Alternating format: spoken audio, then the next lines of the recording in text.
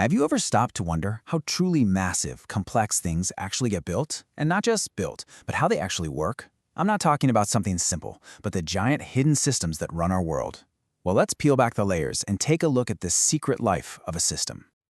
I mean, really, think about it. Where would you even begin on a project so big that no single person could possibly understand all of its moving parts? You can't just, start building and hope it all works out in the end.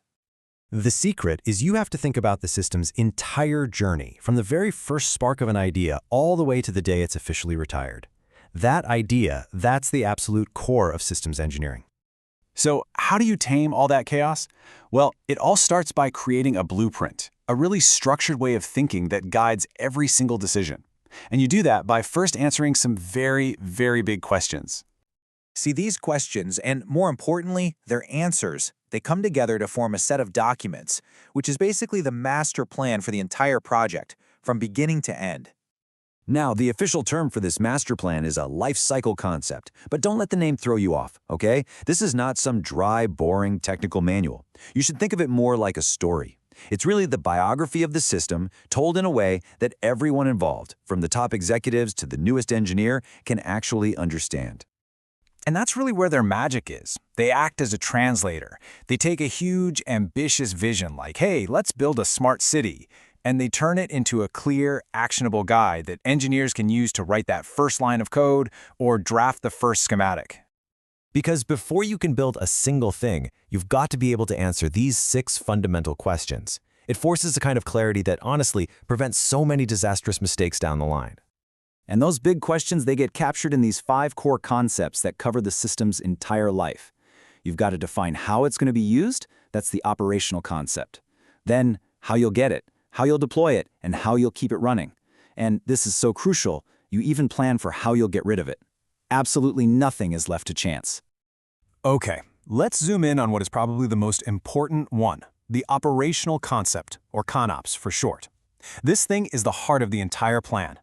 Answering these questions might seem simple, but for a really complex system, getting them right is literally the difference between success and total failure. It's not just a checklist, it's the foundation everything else is built on.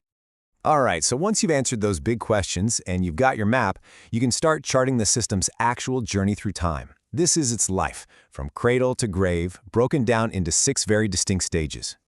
And you know what? Every single system, I don't care if it's a smartphone app or an international space station, goes through these 6 fundamental stages. It starts as a simple need, and it ends when it's finally taken out of service.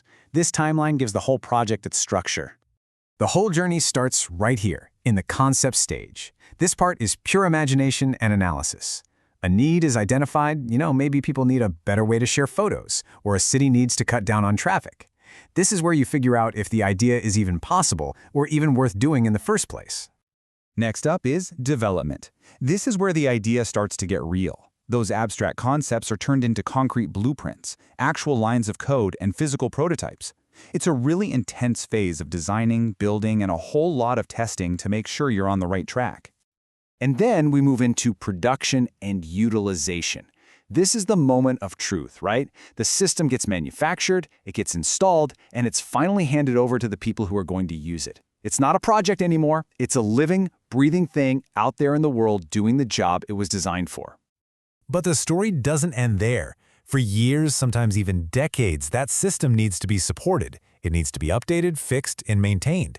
And eventually, every system's life comes to an end.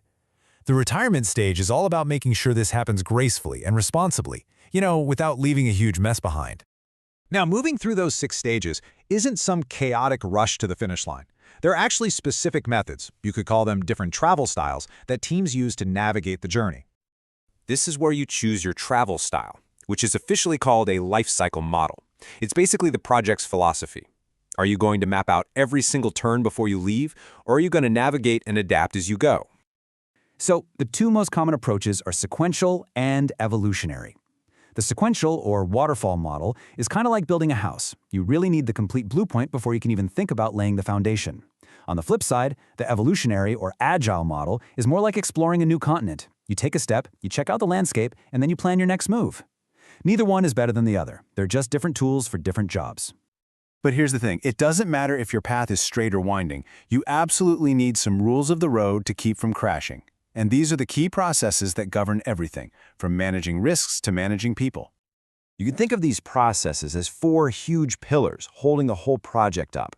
You've got agreement processes for dealing with suppliers, organizational processes for managing your own team, technical management for all the high-level planning and risk, and finally, the technical processes. That's the hands-on, nitty-gritty stuff of designing, building, and testing.